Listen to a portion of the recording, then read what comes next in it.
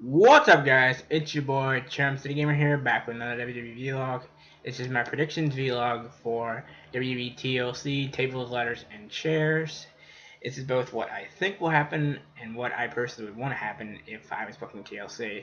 So far, there's 6 matches on the card: AJ Styles versus Dean Ambrose, a tables, ladders, and chairs match for the WWE World Championship; Becky Lynch versus Alexa Bliss in a tables match for the SmackDown Women's Championship; The Miz with Maurice against Dolph Ziggler in a ladder match for the Intercontinental Championship; Nikki versus Carmella in a no disqualification match; Kalisto versus Baron Corbin in a chairs match; and Heath Slater and Rhino, or Beauty and the Man Beast, will defend their SmackDown Tag Team Championships against the Wyatt family, or Bray Wyatt and Randy Orton, on Sunday.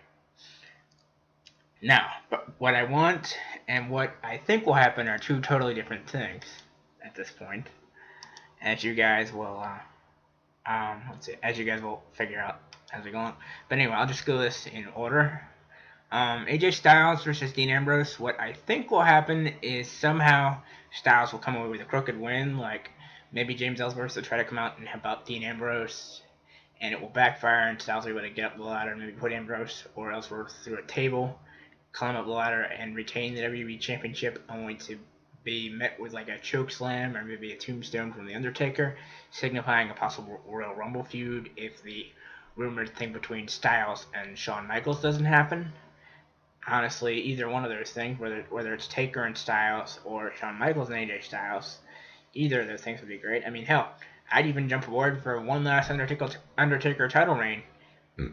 Excuse me. Even though the guy's about, he's close to 50, but he's been around the business for over 25 years, and he hasn't had a title in about 6 years. I mean, this could be the last year. I mean, WrestleMania 33 could be his final match. I mean, what better way to go out than at least have one more WWE Championship reign, even if it's a quick one? I think he deserves to be rewarded for his years of service, and he hasn't had a championship in excuse me, in God knows how long. So I figured, why not reward him for that? I mean, if that's not the plan, then okay, that's just personally what I would do. But anyway, aside from the Undertaker thing, if that does happen, more power to him. But anyway, what I'm hoping will happen, this is what I want to happen in terms of this match, is Dean Ambrose somehow regain the WWE Championship, because I feel that his reign was kind of cut a little short. Maybe it could have gone a little longer, but I mean, I do like Styles as champion. He's been a very good heel champion. Plus he's developed quite the entertaining rivalry with Ambrose, and I personally am enjoying it. I'm enjoying his little stuff with Ellsworth. I mean, that Styles clash he gave Ellsworth off the steel steps was freaking gnarly this past Tuesday on SmackDown. That was freaking insane. Anyways, next match: Becky Lynch versus Alexa Bliss. It's a tables match, so this one could go either way. Personally, what I think will happen is Becky, in reverse of what happened on SmackDown, where Alexa gave her a thumb to the eye and put her through the table. What I think will happen is that they'll wear each other out so much to the point that they both can hardly stand. Becky will get Lexi up on the top rope and give her a Beck exploder through the table to retain the championship. I personally would, for shock value, and I personally feel she's earned it, even if Becky's only had an 83-day reign. I personally think Lexi has earned it because her promo work is top-notch, as are her facial expressions.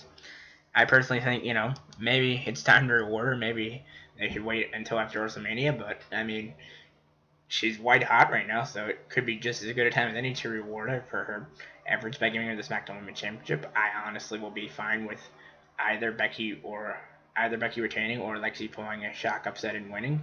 I personally am rooting for Alexa. I know. All you Becky Lynch fans in the comments are probably typing how much you hate me right now. Because I want the so-called Wicked Witch of WWE to win and take the title from the last kicker, but I've always had an affinity for Alexa Bliss. I mean, I fell in love with her in NXT as the Glitter Fairy babyface. And although I still think she is more of a natural babyface, I have tremendously warmed up to her heel work, especially considering she had that hot as hell. Oh my goodness. Ow. I had to smack myself to get myself out of that little fan trance there. But she had the hot as hell Harley Quinn cosplay attire, so I mean, either woman is absolutely white hot in terms of the division. I mean, Lexi, without a doubt, is the division's lead heel, and Becky's done a great job as the underdog babyface, but I mean, she did retain over Alexa in questionable fashion when in Scotland when Lexi had her foot on the rope when she was tapping out to disarm her. Everybody at home could do that. Excuse me. But the dang referee was blind as a bat. So, I mean, either woman could be a suitable champion, and I would be perfectly fine with that.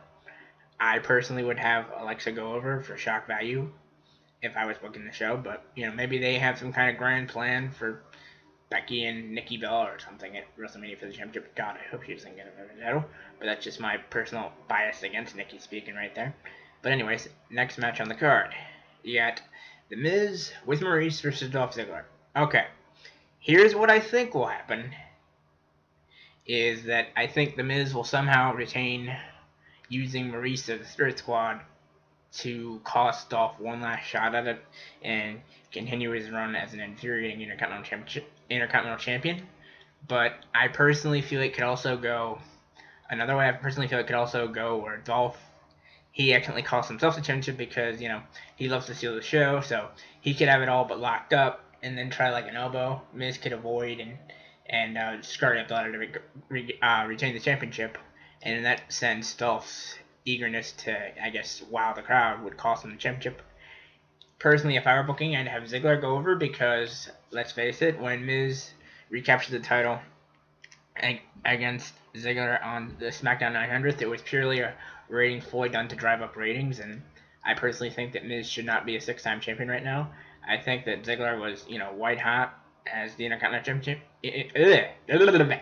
I personally think Ziggler was white hot as the Intercontinental Champion, coming off that absolute masterpiece at No Mercy. I mean, you put Ziggler through so many hoops. You make him put his career on the line, and he has that masterpiece at No Mercy, and he finally wins the belt for just a 37-day reign? Seriously? So I personally think Miz should not have regained the championship that quickly. I mean, there's no doubt he's the best male heel in the business right now. I'd say the best female heel is Alexa Bliss, and plus you've got that whole thing with Miz and Daniel Bryan, him constantly mocking Daniel with the S chant like this, going, yes, yes, mocking him during his matches and shit. So I mean, Miz, I've been a Misfit for quite a while now, and let's face it, 2016, it's a dead heat between Miz and Chris Jericho for who's the MVP in terms of the character. But it's obvious Miz is on the best roll of his career. I mean, we haven't seen Miz this high up on the proverbial ladder since his 2010-2011 WWE Championship run, which was it. The WWE Championship run he had back then was good in theory, but the booking just made him a complete afterthought. Whereas this one, it's made him much stronger as a performer. It's really showcased his willingness to do anything to win. Use his wife as a shield. And bring in the Spirit Squad, although I think their usefulness is long gone. They should be back in some indie promotion somewhere. They shouldn't be anywhere near WWE in 2016. That's beside the point. But I personally feel that Miz will somehow retain, or Dolph will cost himself the belt. What I would like to see happen is Dolph regain the title. I know this would be another quick reign switch, but we wouldn't have this problem if they hadn't booked Miz to steal the title from him on the 900th episode of SmackDown. But in any case, Dolph, I'm hoping regains the Intercontinental Championship, because if he doesn't, I really don't know what else is there for him, because, I mean, I don't think you'd have him chase the WWE Championship, because, well, that's held by, even though it's held by AJ, I don't think Dolph is quite at the echelon. I mean, he's, like, right here, and the WWE Championship is, like, right there. I don't think he's quite at that echelon in order to be chasing the championship. He's close. He's very close. He's provided a hell of a year. He's close, but he's not quite there, so to speak. So, I mean, if you don't give Ziggler the Intercontinental Championship, I mean, what are you going to do? Stick him in the Cruiserweight division or something over on Raw? I don't think so. I mean, frankly, there's really only one way to go. And I'd say it's probably Ziggler regaining the championship, but I'm not holding my breath based on these flip-flop decisions. I mean, Sasha and Charlotte have traded the championship 6 times in 7 months. Hopefully that's done. That's a story for another day. Anyway, what I personally would do is have Ziggler regain the championship. Miz maybe goes off to feud with AJ Styles because, both are high-level competitors. Miz has had a hell of a year. Why not reward him for it? Have him gun for the WWE Championship. This might be a way that once AJ is done with Ambrose, if the Undertaker thing I mentioned earlier does not come to pass, maybe turn AJ face and have him feud with The Miz for the WWE Championship. I honestly don't know at this point. But either way, either idea is rather enthralling at this point. Anyway, on to the next match on the card. Nikki Bella versus Carmella, no disqualification match. Oh god, it's gonna kill me to say this. I cannot stand Nikki Bella for reasons you guys mostly know. I feel she was just given the longest reigning Divas Championship run record out of complete spite for CM Punk, and they just did that despite him and his wife, the beautiful, gorgeous AJ Lee. And I just, well, I'm not gonna spit vitriol here. I'm trying to be civil. I'm trying to be completely civil in this video. But what I think will happen is that, God, it's gonna kill me to say this. I feel like I'll need to wash my mouth out with soap after this. But I feel that Nikki will somehow beat Carmella. Maybe she'll use Carmella's overzealousness against her and hit the Rack Attack 2.0, or maybe she'll use the Fearless Lock. That's what she's calling her version of the STF. Although her version, if we're gonna be frank, personally in my opinion, looks like shit. But anyways, I think that Nikki will win rather than. I think she'll beat Carmella because Mella is still the rook in the business, and Nikki, as much as I hate to admit it, she is the veteran, and Mella's been getting the best of her every which way. But I mean, knowing WWE, they'll probably do the exact opposite and give Mella the victory, and have her chase Becky if Alexa doesn't gain the belt. But what do I know? I'm just predicting things. Anyways, what I would do personally is have Carmella get the win because I mean, you're trying to build up the newer women, and what better way than to give to get a win over the quote-unquote Mrs. John Cena, Anyways, next match on the card. This one I don't really care for, so I'm probably not going to cover it much. Kalisto versus Baron Corbin in a chairs match. Okay, in my opinion, the chairs match is the weakest gimmick match you can come up with, and quite frankly, I don't really have any personal desire in this match to begin with, so I'm not really going to even talk about it. I think Corbin wins because Kalisto can't continue after a barrage of chair shots. It makes Kalisto look courageous, but I don't see Kalisto winning unless he does something crazy like a Salida del Sol onto a chair or something. But I personally see Corbin walking away with the win. That's the point. But anyways, final match on the card as for now. Heath Slater and Rhino versus the Wyatt family, Bray Wyatt and Randy Orton. I am a fan of Beauty and the Man Beast. I've been a fan of Slater since he first started on the reality show version of NXT. And I do enjoy Rhino. I mean, who doesn't enjoy a good gore through something, right? But I think that considering how dangerous Bray is with Randy on his side, I think that somehow Bray and Randy procure the